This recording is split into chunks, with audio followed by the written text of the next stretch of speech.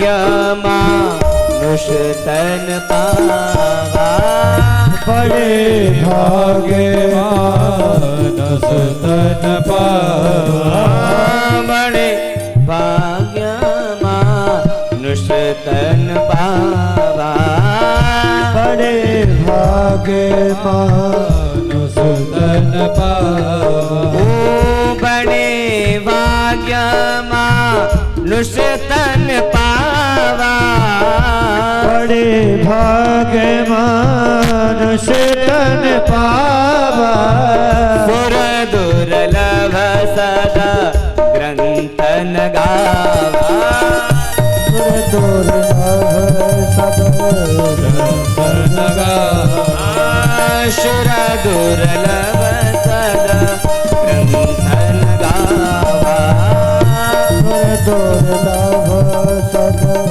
ग्रंथन गावा। जय सिया राम बोलो, जय सिया राम, जय सिया राम बोलो, जय सिया राम, जय सिया राम बोलो, जय सिया राम, जय सिया राम बोलो, जय सिया राम, जय सिया राम बोलो, जय सिया राम, जय सिया राम बोलो, जय सिया राम, जय सिया राम बोलो, जय सिया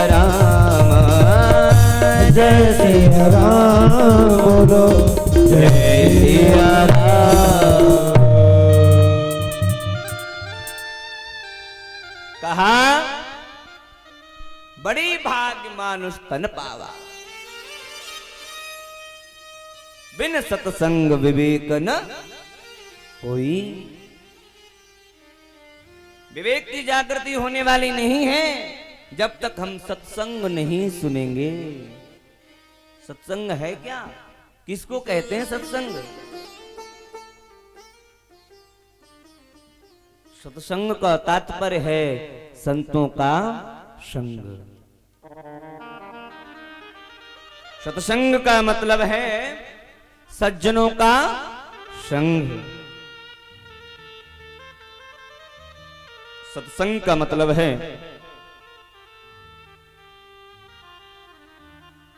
कुमार्ग से सदमार्ग की ओर जाना, ये सत्संग है।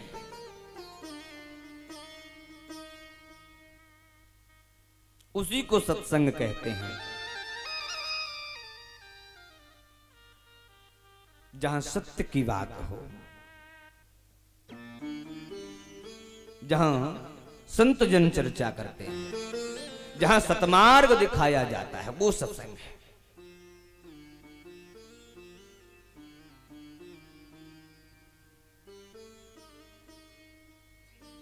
सत्संग जब जीव श्रवण करता है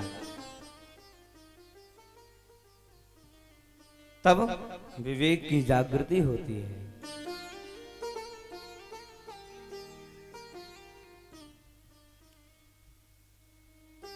और ये सत्संग बोले प्रभु कृपा से मिलता है। राम कृपा बिन सुलभ न सोई।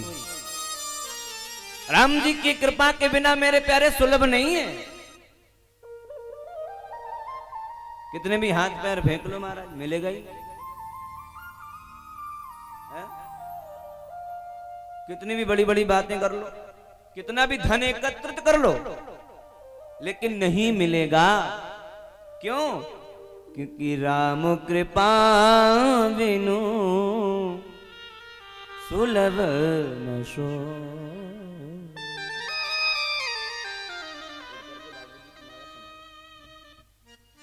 राम कृपा बिनु सुलभ न सोई। राम जी की कृपा के बिना सुलभ नहीं हो सकता। जब वो कृपा करेंगे, जब भगवत कृपा होती है, तब सत्संग मिलता है मेरे प्यारे। बोलो राधे राधे। आज हम सबके ऊपर विशिष्ट कृपा है प्रभु की।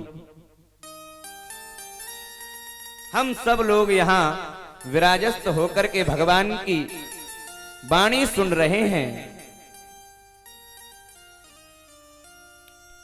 वाणी का लाभ ले रहे हैं। ये किसकी कृपा? बोले प्रभु की कृपा।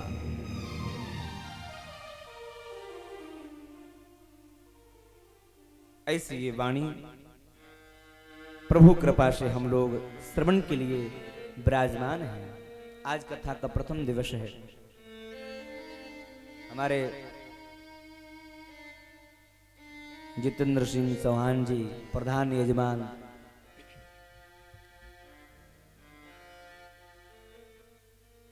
जो इस कथा के परीक्षित बन करके और आप सब ग्रामवासियों को इसका लाभ प्राप्त करवा रहे हैं।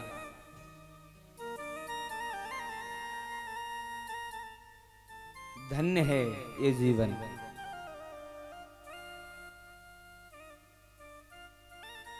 धन्य है आप, जो आपके हृदय में ऐसा सद्विचार जागृत हुआ। ये भी भगवत कृपा से ही जागृत हुआ। ये भी प्रभु कृपा से ही जागृत हुआ विचार। क्यों? क्योंकि आज से पहले तो कभी जागृत नहीं हुआ। आज ही क्यों? प्रभु की इच्छा है। ठाकुर की कृपा के बिना कुछ नहीं होता। उसकी मर्जी से एक पत्ता भी नहीं हिलता। इसलिए प्रभु कृपा से हम लोग एक ही भूत हुए। और ये शब्दमयी मूर्ति को हम लोगों ने श्रवणार्थ के लिए यहां एकत्रित होकर के श्रवण किया। कहते हैं श्रीमद् भागवत का अर्थ क्या है? बोला कि भगवता इमे भागवता, भगवता इमे भागवत, जिसमें भगवान की संबंधियों की चर्चा हो, जिसमें भगवान की भक्तों की चर्चा हो, उसे भागवत कहते हैं। महाभारत में और भागवत में ज्यादा भेद नहीं है, ज्यादा अंतर नहीं है। क्यों? क्योंकि महाभारत में तो भगवान के सगे संबंधियों की चर्चा है। किसकी चर्चा है? सगे संबंधी जनों की। वहां भगवान ने कहा है मातुलाह, ससुराह, पौत्राह, श्यालाह।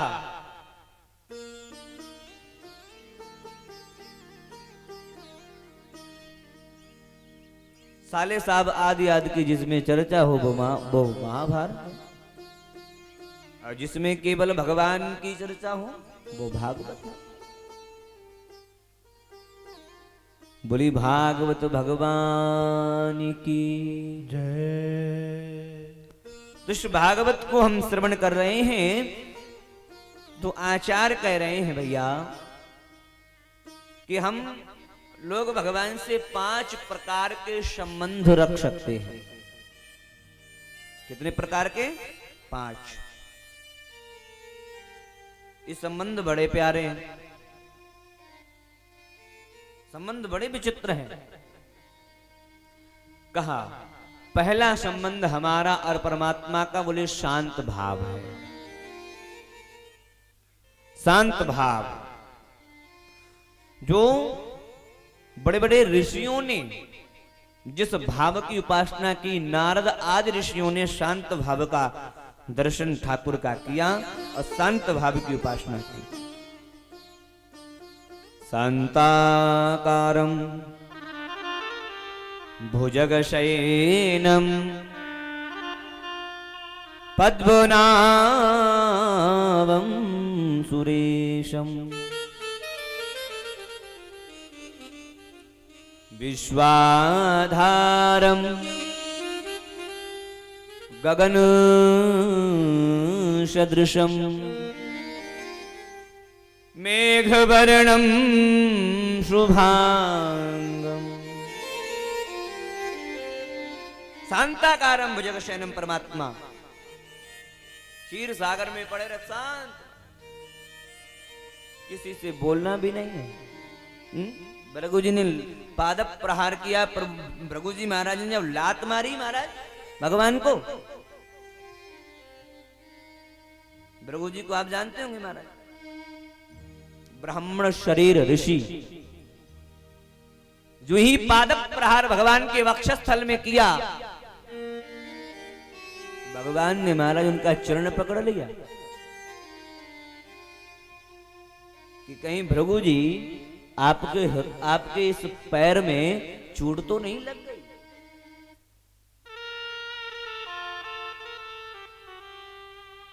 ऐसा शांत भाव परमात्मा का।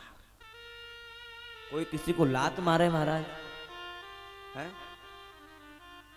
और उससे कुछ न कहे, ये तो संभव ही नहीं है। और पैर का जो प्रहार किया, बोले हल्के से प्रहार नहीं किया। ब्रह्मा और विष्णु महेश तीनों को जांचने के लिए प्रहार किया कि तीनों में बड़ा कौन है।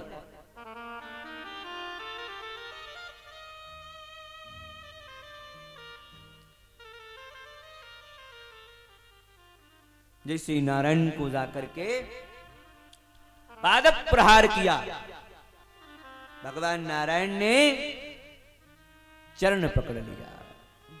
भृगु जी आपके चरण में कहीं लग तो नहीं गई? मेरा जो हृदय है ना, वो एकदम कठोर है, पत्थर है, आपको लगनी नहीं चाहिए। तत्काल भृगु जी ने दंडवत प्रणाम कर लिया। ऐसे शांताकारम भुजग शयनम, 1000 वाले सरप पर भुजग माने सांप, शयनम माने शयन करते हैं।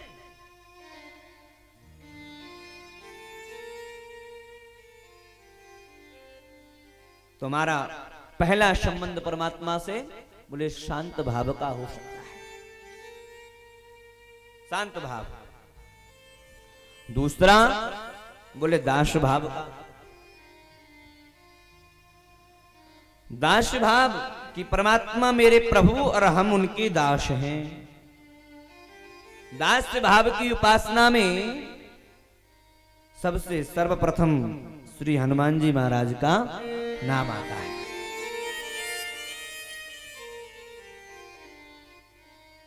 दास, दास बन करके रहेंगे।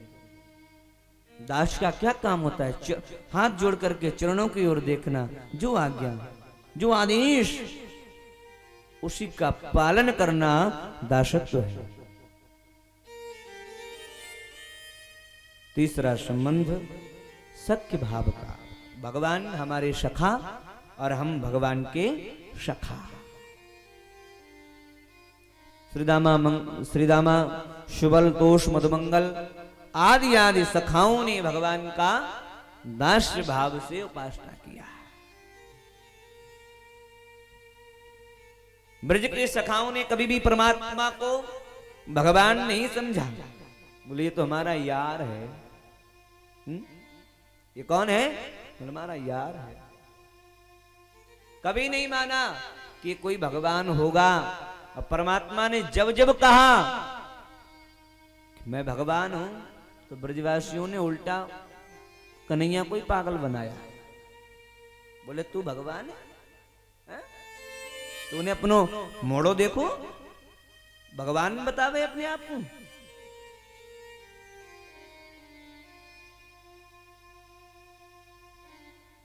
भगवान भी हार गए। बोले मैं पूरी दुनिया के लिए भगवान हूं, पर इन सखाओं के लिए भगवान नहीं हूं। चौथा, परमात्मा से संबंध वात्सल्य भाव का हो सकता है। ब्रज की जो गोपियां हैं, ब्रज की जो कुमारिकाएं हैं, उन्होंने वात्सल्य भाव से प्रभु को अपनाया, प्रभु की उपासना की छोटे बालक के रूप में। वात्सल्य भाव, मैया यशोदा,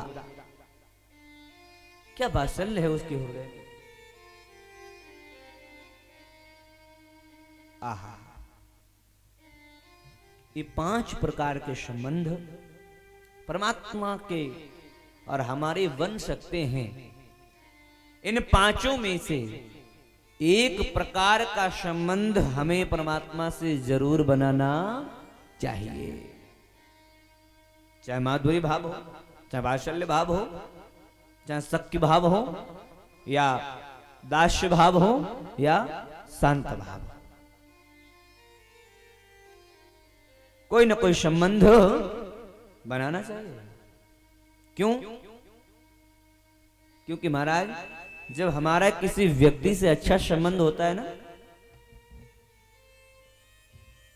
हमारा किसी व्यक्ति से अच्छा संबंध है और हमें उस व्यक्ति से कोई काम है, तो हमें अलग से सिफारिश करने की आवश्यकता नहीं पड़ेगी। क्यों? क्योंकि हमारा संबंध है डायरेक्ट। सीधे बोल देंगे उन्हीं को कि हमारा जैसा काम है आप कर दीजिए, काम हो जाएगा। और महाराज, और संबंध ना हो तो बड़ी तिकड़म बैठानी पड़ती है। उससे कहो वो उसका रिश्तेदार है, वो उसको जानता है, घुमा के फिरा के महाराज फिर वहां तक व्यक्ति को लाया जाता है कि हमारा काम ऐसे ऐसे वहां करा दो।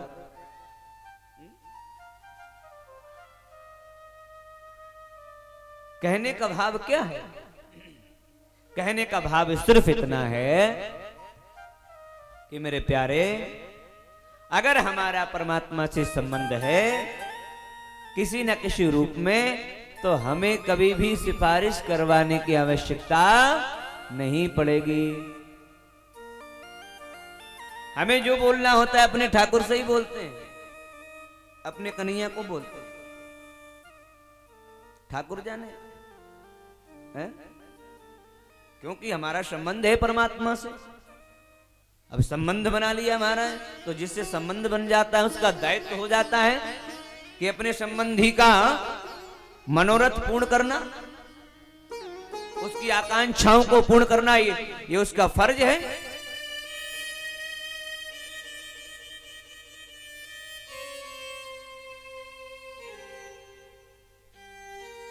एक बात आपको बताऊं, हमारे ब्रजमंडल में जितने भी संत जन निवास करते हैं ना, जो ब्रज में निवास करते हैं ना, उन सबका संबंध परमात्मा से है, सबका।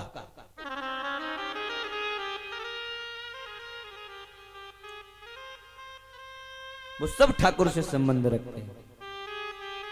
इसलिए हमारे ब्रज की एक बड़ी सुंदर कहावत भी है कि भैया ठाकुर से संबंध बनाओ, और अगर ठाकुर से संबंध नहीं बना सकते हो ना, तो बोले किसी ब्रजवासी से संबंध बना लो, किसी ब्रजवासी से संबंध बना लो। आपका ब्रजवासी से संबंध बन जाएगा महाराज, तो एक न एक दिन ठाकुर से संबंध जरूर बन जाएगा, क्योंकि वो ब्रजवासी आपको ठाकुर से मिलवा देगा। उस ब्रजवासी में इतनी पावर होती है।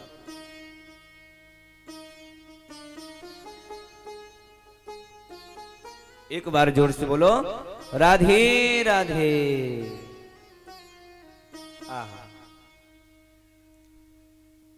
अब महाराज सुंदर बात कहते हैं कि भागवत जी में कितने वक्ता और कितने श्रोता हैं। कहा भागवत जी में 6 वक्ता और 6 श्रोता हैं। रामचरितमानस में तो 4 वक्ता और 4 श्रोता हैं, परंतु भागवत जी में 6 वक्ता और 6 श्रोता हैं। रामचरितमानस में महाराज कागभूषुंड जी गरुड़ जी को कथा सुनाते हैं। पहले वक्ता श्रोता कागभूषुंड जी गरुड़ जी महाराज को कथा सुना रहे हैं, और दूसरे भगवान भोलेनाथ माता पार्वती को कथा सुना रहे हैं, और तीसरे याज्ञवल्क्य जी महाराज भरद्वाज मुनि को सुना रहे हैं कथा, और चौथे वक्ता कौन है? बोले श्री स्वयं तुलसीदास जी अपने मूर्ख मन से कह रहे हैं, हे सठ मन तू इस कथा को सुन। श्रोता कौन है? बोले मन है श्रोता।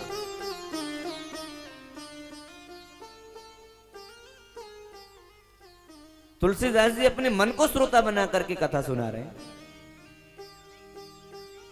चार वक्ता और चार श्रोताओं की कथा रामायण जी में, और भागवत जी में बड़ी विचित्र स्थिति है। कहते हैं, बोले सबसे पहले वक्ता भगवान नारायण ने ब्रह्मा जी को उपदेश किया। 4 श्लोकों की भागवत ब्रह्मा जी को प्रदान कर दी। उन्हीं ब्रह्मा जी ने अपने पुत्र नारद को प्रदान करी भागवत। और तीसरे वक्ता श्री नारद जी महाराज वेदव्यास जी को वही प्रदान कर रहे हैं। अब वही वेदव्यास जी अपने पुत्र सुखदेव को दे रहे हैं, और वही सुखदेव जी अपने शिष्य परीक्षित को दे रहे हैं। कितने हो गए? 5। और छठे वक्ता श्रोता कौन है? छठे वक्ता और श्रोता हैं श्री सूत जी महाराज। 88,000 सनकादियों को ये अमृत पिला रहे हैं। सूत जी महाराज ने जब सौनकादिक 88,000 जनों को भागवत का निरूपण किया, तभी महाराज जन जन में भागवत का प्रचार प्रसार हो गया।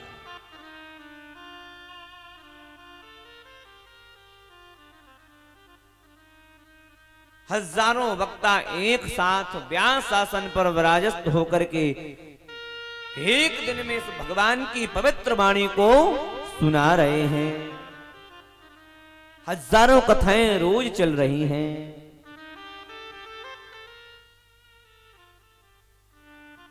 आहा, आइए हम लोग भी